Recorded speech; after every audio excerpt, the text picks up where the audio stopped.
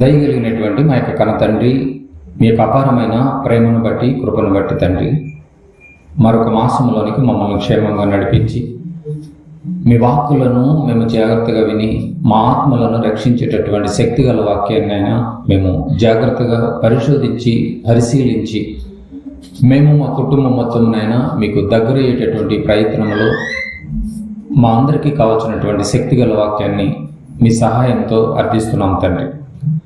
ప్రారంభం నుంచి ముగింపు వరకు కూడా మీ సన్నిధికాంతులు మాతో వచ్చి మా మనోనేత్రాలకు ఉన్నటువంటి గుడ్డితనాన్ని తొలగించుకొని బ్రతుకును వెలుగుతో నింపుకునేటటువంటి మహాభాగ్యాన్ని మా అందరికీ ప్రసాదింపచేయమని, మాట్లాడుచున్న నాకు సమయోచితమైన జ్ఞానాన్ని ప్రసాదింపచేయమని మా ప్రభువును ప్రియరక్షకుడైన యేసుక్రీస్తు నామమున పెట్టక ప్రార్థన సమర్పించి అడిగి వేడుకుంటున్నాం తండ్రి, ఆమేన్. ప్రియమైన దేవుని వారలారా, మంచి సందర్భంలోనికి మనం వచ్చున్నాము. నీవు ఎలాంటి పరిస్థితుల్లోనైనా దేవుణ్ణి ఆశ్రయించగలవా అన్నది మొదటి చూద్దాం. ఆ తర్వాత దేవుణ్ణి ఆశ్రయించిన వాళ్ళు ఎలా ఉంటారు అన్నది తర్వాత ఆలోచిద్దాం. జాగ్రత్తగా మేము బైబిల్ని ఓపెన్ చేసి జాగ్రత్తగా ఆలోచిద్దాం. ఎలాంటి పరిస్థితి వచ్చినా దేవుణ్ణి ఆశ్రయించాలా? అవును, దేవుణ్ణి ఆశ్రయించాలా. ఆశ్రయించమని దేవుడే చెప్తున్నాడు, కానీ మనుషులు ఆశ్రయించే పరిస్థితులు లేవు ఈరోజు. ఎందుకంటే ఎండాకాలము ఎండల్లో నీడను ఆశ్రయిస్తూ ఉంటాం, ఎండను తట్టుకోలేక. ఇక వర్షాకాలంలో గొడుగును ఆశ్రయిస్తూ ఉంటాం, తడిచిపోకుండా ఉండటం కోసం. చలికాలంలోకి వచ్చేసరికి దుప్పట్లను ఆశ్రయిస్తూ ఉంటాం, వెచ్చదనం కోసం. అంతే కదండి. అనారోగ్యంగా ఉన్నప్పుడు మంచి వైద్యుడిని ఆశ్రయిస్తూ ఉంటాం, వైద్యం కోసం. ఏదైనా ఆర్థిక ఇబ్బందులు వస్తే కుటుంబీకులను ఆశ్రయిస్తూ ఉంటాం, అనగా మనుషులను ఆశ్రయిస్తూ ఉంటాం. అయితే ఎలాంటి సమస్య వచ్చినా మనము ఆశ్రయించవలసినది మనుషులను కాదు, దేవుణ్ణి ఆశ్రయించాలి. ఈ పాఠం అంతా విన్న తర్వాత మీకు అర్థమవుతుంది. నిజమైన క్రైస్తవుడు మనుషులను ఆశ్రయించడు. నిజమైన క్రైస్తవుడు దేవుణ్ణే ఆశ్రయిస్తాడు. బాగా వినాలి. ఎందుకంటే బైబిల్లో కూడా ఒక మంచి మాట ఉంది. ఆ మాట చూసుకుని మనం ముందుకు వెళ్దాం. కీర్తనల గ్రంథము 118వ అధ్యాయము. కీర్తనల గ్రంథము 118వ అధ్యాయము. బాగా వినాలి. నిజమైన క్రైస్తవుడు మనుషులను ఆశ్రయించడు, దేవుణ్ణి ఆశ్రయిస్తాడు. కీర్తనల గ్రంథము 118వ అధ్యాయము 8-9 వచనాలు. అందరూ బైబిల్ చూడాలి. మనుషులను నమ్ముకొనుట కంటే యెహోవాను ఆశ్రయించుట మేలు. రాజులను నమ్ముకొనుట కంటే యెహోవాను ఆశ్రయించుట మేలు. దేవుడు ఒక మాట రాయించాడంటే అది చాలా ఆలోచనాత్మకంగా వినాలండి మనం. దేవుడు అంటున్నాడు, మనుషులను నమ్ముకొనుట కంటే యెహోవాను ఆశ్రయించటమే మేలు. నంబర్ 1. నంబర్ 2, రాజులను నమ్ముకొనుట కంటే యెహోవాను ఆశ్రయించుట మేలు. ఏదైనా ఇబ్బంది వస్తే మనుషులను నమ్ముతాం, కానీ మనుషులు ఏం తీర్చలేరండి. మీరు అనుకుంటున్నారేమో, కానీ మనుషులు తీర్చలేరు. అలా అని రాజులు నమ్మినా రాజులు ఏమన్నా తీరుస్తారంటే రాజులు కూడా ఏం తీర్చలేరు. బైబిల్లో ఒక సందర్భాన్ని మనం ఆలోచించాలి. ఒక్కొక్క సమయంలో ఆహారం దొరకని పరిస్థితి వచ్చింది ఇశ్రాయేలీకి. ఆహారం దొరకని కష్టకాలంలో ఇద్దరు స్త్రీలు రాజు దగ్గరకు వచ్చారు. రాజును ఆశ్రయించారు. ఆ రాజు ఎవరో కాదు, సిరియా రాజు. ఇశ్రాయేలుని పరిపాలిస్తున్నాడు. అలాంటి పరిపాలించే టైంలో మరి ఆ సిరియా రాజు ఇశ్రాయేలు మీదకి బలమైనటువంటి ముట్టడి వేశాడు. అటు ఇటు కదిలే పరిస్థితి లేదు. భయంకరమైనటువంటి కష్టకాలము. అది ఒక విధంగా చెప్పాలంటే కరువు కాలం అని కూడా చెప్పొచ్చు. ఇలాంటి టైంలో ఒక భయంకరమైనటువంటి కరువు వచ్చేసింది. ఇలాంటి కరువు వచ్చినప్పుడు ఇద్దరు స్త్రీలు రాజుగారి దగ్గరికి వెళ్ళారు, సిరియా రాజు దగ్గరికి వెళ్ళారు. అయ్యా, మా పరిస్థితి ఇలా ఉందని అడిగారు. ఏంటి ఆ పరిస్థితి అంటే కష్టకాలము, ఆహారం దొరకని పరిస్థితి. ఒకసారి వచనం దగ్గరికి మనం వెళ్ళి ఆలోచిద్దాం. ప్రియమైన దేవుని వారల, రాజుల రెండవ గ్రంథము అందరూ చివరి వరకు మనం చాలా జాగ్రత్తగా వింటేనే ఈ దేవుని యొక్క ఉద్దేశం ఏంటో మనకు అర్థమవుతుంది ప్రియమైన దేవుని వారలారా. రాజుల 2వ గ్రంథము 6వ అధ్యాయం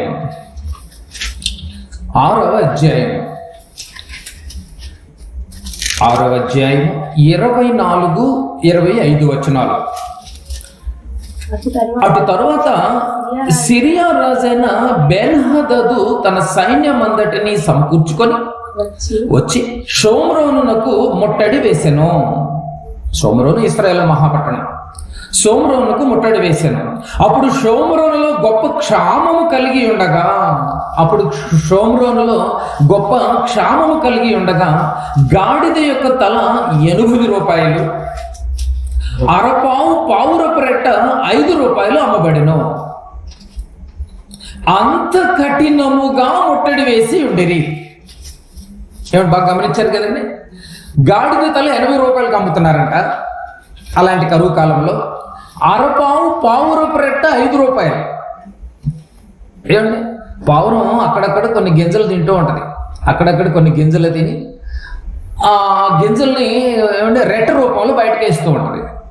ఆ రెట్ట ఒక పావు కిలో రెట్టను కానీ మనం కొనుక్కుంటే ఆ రెట్టను కడుక్కుంటే గింజలు వస్తాయి. ఆ గింజలు తినేవాడు. అలా తిందాం అనుకున్నా కూడా గింజలు ఎంత రూపాయలంట? అరపావు రెట్ట 5 రూపాయలు. ఆ రోజుల్లో 5 రూపాయలు. భయంకరమైనటువంటి కరువు.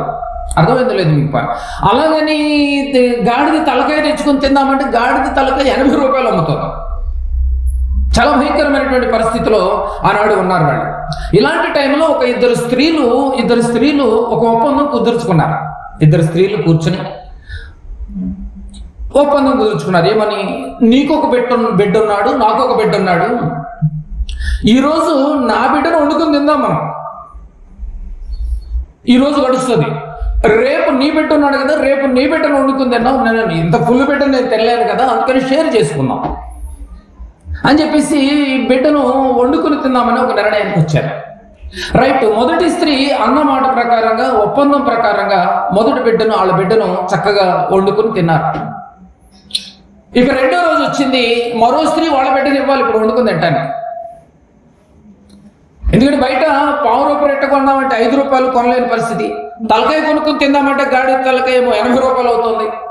ఇలాంటి భయంకరమైన పరిస్థితిలో ఆ మొదటి స్త్రీ తన బిడ్డను వండుకొని తినేసేసారు ఇద్దరు స్త్రీలు కలిసి. రైట్. 2వ రోజు ఆ స్త్రీ వచ్చేసింది. నేను నా బిడ్డని ఇవ్వనని అడ్డం తిరిగింది.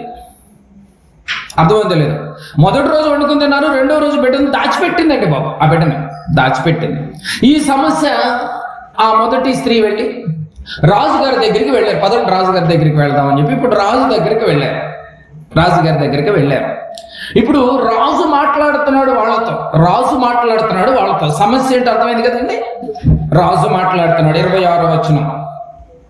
అంతటా ఇశ్రాయేలు రాజు పట్టణపు ప్రాకారము మీద సంచారము చేయగా ఒక స్త్రీ రాజును చూచి, రాజ్యమైన నా ఏలినవాడా, సహాయం చేయమని కేకలు వేయట విని. స్త్రీ పరిగెత్తుకుంటూ వచ్చిందయ్యా, నిన్నేమో నా కుమారుడిని తినేసే వండుకొని ఒప్పందం ప్రకారంగా.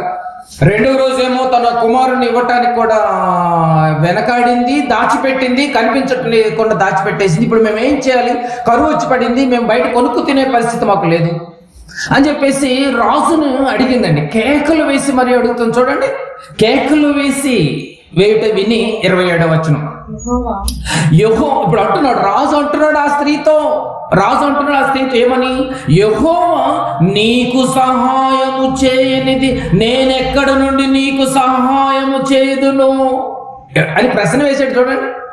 యెహోవా నీకు సహాయము చేయనిది నేనెక్కడ నుండి నీకు సహాయము చేయుదును. ఏదైనా దేవుడు సహాయం చేస్తే మీకు చేయగలను, కానీ నేనేమైనా మీకు సహాయం నేనెలా చేయగలనని అంటుంది, అర్థిస్తుంది ఎవరు? రాజు. ఏమంటే 118వ కీర్తనలో రాజులు నమ్ముకున్నట్టు కంటే యెహోవాను ఆశ్రయించడం మేలు అన్నటువంటి మాట కొట్టొచ్చినట్టుగా కనపడుతుంది చూడండి. ఈ రాజుకి రాజే చేతులెత్తేసాడు. ఏమంటున్నాడు? ఎగ్జాంపుల్ కూడా చెప్పాడు. ఏమని? కళ్ళములో నుండి అయినను ద్రాక్ష గానుగలలో నుండి అయినను దేనినైనను ఇచ్చి సహాయము చేయ వల్ల పడదని చెప్పి ఏమంటున్నాడు? కళ్ళంలో నుంచి ఏమైనా తేగలనా అంటే కళ్ళంలో పంటే లేదు. 2 ద్రాక్ష నుంచి గానుగ దగ్గరికి వెళ్ళి ఏమైనా తీసుకురాగలనా అంటే అసలు ఆ పంటే సరిగా లేదు, కరువు వచ్చి పడింది కదా. అక్కడ ఏదైనా ఇస్తేనే నేను ఏదైనా ఇవ్వగలను అని రాజే చేతులు ఎత్తాడు. అంటే నేను ఎలాంటి సహాయము చేయగలను అంటున్నాడు. నేను ఇప్పుడు ఏం చేయగలను? ఏమీ చేయలేను, దేవుడు ఇస్తేనే మీకేదైనా చేయగలనని రాజే చెప్తున్నాడు. బాగా గమనించండి. కనుక ఆపత్కాలంలో రాజును ఆశ్రయిస్తే రాజు మాటలు ఇవి. యెహోవా సహాయం చెయ్యనిదే నేను ఎలా సహాయం చేయగలను? కనుక మనం ఎప్పుడు దేవుణ్ణే ఆశ్రయించాలి. ఎందుకంటే రాజు చేతులు ఎత్తేసాడు. మనం ఏదో చేస్తాం రాజు అని చెప్పి వెళ్ళిపోవటం వల్ల ఏం ఉపయోగం లేదు. కనుక ఆరోగ్య సమస్య అయినా, ఆర్థిక సమస్య అయినా, కుటుంబ సమస్య అయినా, అది ఏ సమస్య అయినా మనం ఇప్పుడు ఎవరిని ఆశ్రయించాలి? దేవుణ్ణి ఆశ్రయించాలి. వేరే ఆప్షన్ లేదు. ఇక రాజు దగ్గరికి వెళ్తే చేతులు ఎత్తేసాడు. రాజే చేతులు ఎత్తేస్తే మనుషులు ఏం చేస్తారు? అసలు మనుషులు ఏం చేయలేని పరిస్థితి అని మనుషులకు అర్థం కావాలి. దేవుడు ఎంత మంచి మాటలు చెప్తున్నాడు చూడండి. ఈరోజు నిజంగా దేవుణ్ణి ఆశ్రయించే బిడ్డలు లేరు. ఈరోజు దేవుణ్ణి ఆశ్రయించేటటువంటి బిడ్డలు లేదు. ఏ సమస్య వచ్చినా మనం దేవుణ్ణి ఆశ్రయించాలండి. అందుకే ఈ పాఠానికి మీకు టైటిల్ ఇచ్చింది. నీవు ఏ సమస్య వచ్చినా, ఎలాంటి పరిస్థితిలో ఉన్నా దేవుణ్ణే ఆశ్రయించగలవా? డౌట్ వచ్చేస్తుంది చూడండి. క్వశ్చన్ వేసాడు దేవుడు. కీర్తనల గ్రంథం 50వ అధ్యాయం బాగా గమనించాలి. రాజుల కీర్తనల గ్రంథం 118, 8, 9 వచనాలు కరెక్ట్గా ఈ సందర్భానికి సెట్ అవుతున్నాయి చూడండి. రాజులను నమ్ముకునేట కంటే యెహోవాను ఆశ్రయించుట మేలు. కీర్తనల గ్రంథము 50వ అధ్యాయం. కీర్తనల గ్రంథము 50వ అధ్యాయం అందరూ వినాలి, మనస్ఫూర్తిగా హృదయపూర్వకంగా వినండి ప్రియమైన దేవుని వారలారా. 50వ అధ్యాయము 15వ వచనం. మంచి మాట. ఆపత్కాలమున నీవు నన్ను గూర్చి మొర్ర పెట్టుము. ఎంత మంచి మాట. ఆపత్కాలమున నీవు నన్ను గూర్చి మొర్ర పెట్టుము. వెంటనే ఏమన్నాడండి? నేను నిన్ను విడిపించదను. నెక్స్ట్ నువ్వేం చేయాలి? నీవు నన్ను మహిమ పరుస్తావు అనలేదు, మహిమ పరచాలి. మహిమ పరచాల్సిందే, వేరే ఆప్షన్ లేదు. దేవుడు ఎంత మంచి మాట చెప్తున్నాడు చూడండి. ఆపత్తు కాలంలో నీవు నన్ను మొర్రపెట్టుము, నేను నిన్ను విడిపించదను, నీవు నన్ను మహిమపరచదు. అంటే మనము సమస్య వచ్చిన వెంటనే ఎక్కడికి వెళ్తాము? మనుషుల దగ్గరికి వెళ్ళిపోతాం, అంతే కదండి. సమస్య రాగానే మనుషులే గుర్తొస్తారు మనకు ఫస్ట్ పాయింట్. కానీ ఎవరు గుర్తు రావాలి? దేవుడు గుర్తు రావాలి. ఫస్ట్ ప్రయారిటీ దేవుడు గుర్తు రావాలంటున్నాడు చూడండి. ఎంత మంచి మాట. ఆపత్తు కాలమున నీవు నన్ను గూర్చి మొర్ర పెడితే విడిపించడానికి నేను రెడీ. ఏమండి, మన గురించి ఆలోచించే మహాశక్తి ఒకటి ఉంది. ఆయనే దేవుడు, ఆయనే తండ్రి. నేను విడిపిస్తానయ్యా, నా కుమారులు నేను విడిపించకపోతే ఇంకెవరు విడిపిస్తారు? ఆపత్కాలంలో రాజు దగ్గరికి వెళితే రాజు చేతులు ఎత్తేస్తాడే, ఆ రాజు కూడా నా వైపే చూపిస్తున్నాడే. రాజులు సైతమే నా వైపు చూపిస్తుంటే మానవులుగా, మనుష్యులుగా నా వైపు తిరగొద్దా మీరు? ఖచ్చితంగా మీకు ఆపదొచ్చుద్ది. ఆపత్ కాలములో నీవు నన్ను గూర్చి మొర్రపెట్టు, నేను నిన్ను విడిపించదను. నీవు నన్ను మహిమపరచదు, విడిపిస్తాను, నన్ను మహిమపరచదు అంటున్నాడు. అంటే సమస్య నుంచి బయటికి రావాలంటే దేవుణ్ణి మహిమపరిచే జీవించాలి. మనము దేవుణ్ణి మహిమపరిచే విధంగా మన జీవితాలు ఉండాలి. ఏ సమస్య అయినప్పటికీ కూడా నువ్వు ఆనుకోవాల్సింది దేవుణ్ణని బైబిల్ చక్కగా తెలియజేస్తుంది. ఏమండి, అవసరం తీరిపోయిన వెంటనే వెళ్ళిపోమని చెప్పలేదు, అక్కడ కండిషన్ ఉంది. అక్కడ నేను విడిపిస్తా, ఆపదొచ్చిందా నా దగ్గరికి రా, నెక్స్ట్ విడిపిస్తా, విడిపించి చూయిస్తా. నంబర్ 3, అవసరం తీరిపోయిన తర్వాత నువ్వు వెళ్ళిపోయావా మామూలుగా ఉండదా?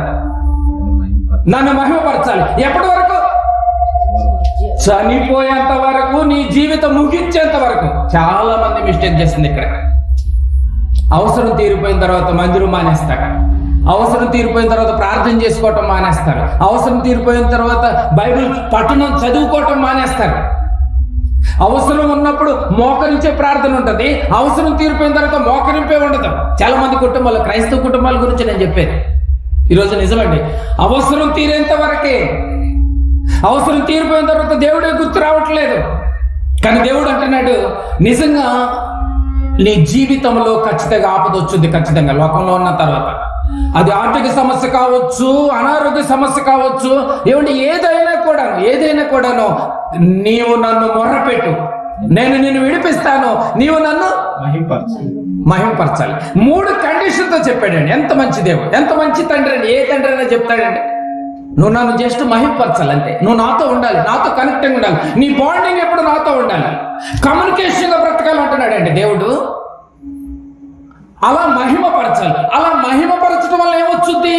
మత్తయి సువార్త మత్తయి గారు రాసిన సువార్త 5వ అధ్యాయము ఆపత్కాలమున, నిజంగా మత్తయి సువార్త 5వ అధ్యాయము 16వ వచనాన్ని ఒకసారి చదువుకుందాం. మత్తయి సువార్త 5వ అధ్యాయం 16వ వచనం. నన్ను మహిమపరచటం వల్ల ఆపదొచ్చింది, నేను నిన్ను విడిపించాను, ఇక నువ్వు నన్ను మహిమపరుస్తూ ఉండాలి. ఎప్పటి వరకు? చనిపోయేంత వరకు మహిమపరుస్తూ ఉండాలి. అలా మహిమపరచటం వల్ల ఏం జరుగుతుందో ఒకసారి 16వ వచనం. మనుషులు మీ సత్క్రియలు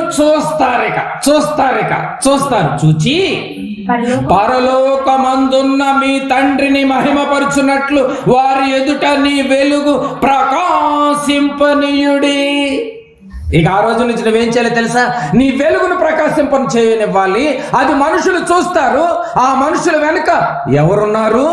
దేవుడున్నాడని నీ మహిమలో కనపడాలి. ఏమంటే భూమి మీద ఆపదొస్తే ఎత్తుకునేటట్టు ఉండకూడదు. అనామకులు కాదు మనం.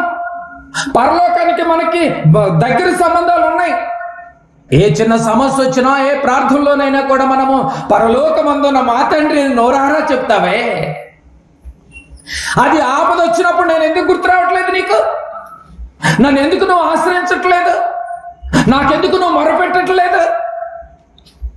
అలా నువ్వు మొర్రపెట్టు, నేను నిన్ను విడిపించేదను. విడిపించిన తర్వాత నువ్వు వదిలేస్తారంటే కుదరదా? నన్ను మహిమపరుస్తూనే ఉండాలి. ఆ మహిమపరిచే విధానంలో ప్రజలందరూ నిన్ను చూడాలి. ఆ ప్రజలందరూ నా దగ్గరికి రావాలి. ఎంత మంచి మాట ఉందో చూడండి. ఏమంటే నిజంగా అండి, మనిషి కూడా అండి ఎప్పుడు అనారోగ్యంగానే ఉండాలండి బాబు. తగ్గితే మనిషిగా ఉండడు. ఇది నిజమా కాదు? మీరు చెప్పండి. రోగం వచ్చినప్పుడు మనిషి మాటలు రికార్డ్ చేసి పెట్టండి. రోగం తగ్గిన తర్వాత రికార్డ్ చేసి 2 అతనికే వినిపించండి. నిజంగా ఎంత ఇదిగా ఉంటుందంటే, నిజమండి. దేవుడు అంటున్నాడు, నీకే ప్రాబ్లం ఉన్నా నేనున్నాను. అది ఏ ప్రాబ్లం అయినా, ఆపద అన్నాడని బ్రాకెట్లో కండిషన్ చేసి ఏం చెప్పలేదు అక్కడ. నీకే ఆపదన్నా కావచ్చు, నీ తీరలేని ఏ పరిస్థితి అయినా కూడా నేను రక్షిస్తాను. కాకపోతే నువ్వు నా కోసం బ్రతకాలి.